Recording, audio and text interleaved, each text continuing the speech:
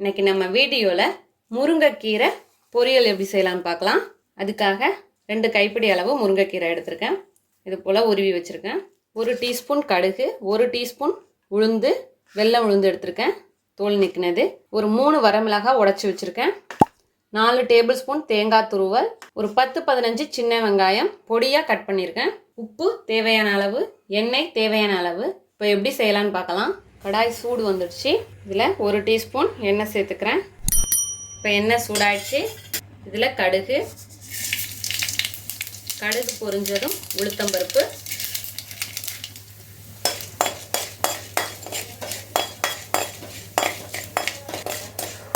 பருப்பு வறுபட்டுடுச்சு. இது போல் பொன்னிறம் ஆனதும் வரமிளகாய் சேர்த்துக்கலாம்.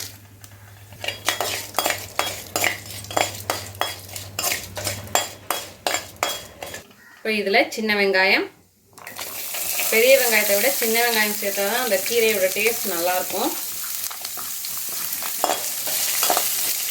இந்த பொரியல்னாலே சின்ன வெங்காயம் சேர்த்து பண்ணால் தான் ரொம்ப பிடிக்கும். அந்தளவுக்கு டேஸ்ட் நல்லாயிருக்கும் பொரியலுக்கு.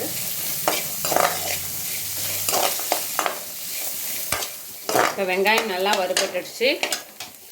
ரொம்பவும் வதக்கணும்னு தேவையில்ல, இந்தளவுக்கு வதங்கினா போதும். இப்போ கீரையெல்லாம் அலசி எடுத்துகிட்டு வந்தாச்சு. இதை சேர்த்துடலாம். இப்போ எல்லா கீரையும் சேர்த்தாச்சு. இதில் கொஞ்சமாக உப்பு நான் 1/2 டீஸ்பூன் சேர்த்துக்கிறேன். சேர்த்துட்டு ஒரு வாட்டி மிக்ஸ் பண்ணிப்போம்.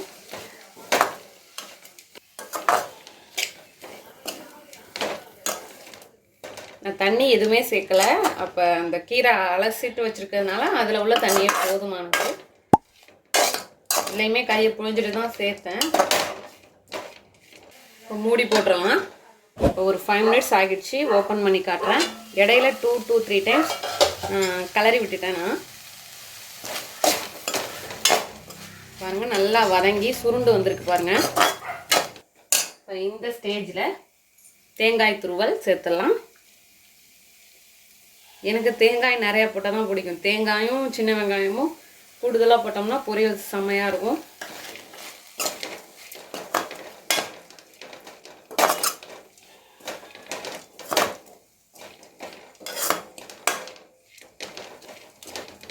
இப்போது நல்லா ஒரு 3 மினிட்ஸ் 2 மினிட்ஸ் தேங்காய் போட்டு நல்லா வதக்கியாச்சு.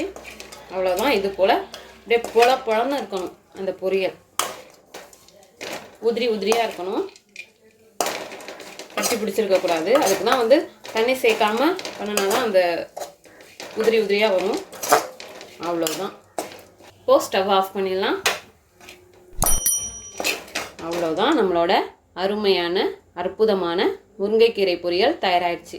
இதே போல் நீங்களும் உங்கள் வீட்டில் செஞ்சு பார்த்துட்டு எப்படி வந்துச்சுன்னு கமெண்ட்டில் சொல்லுங்கள். தேங்க்யூ.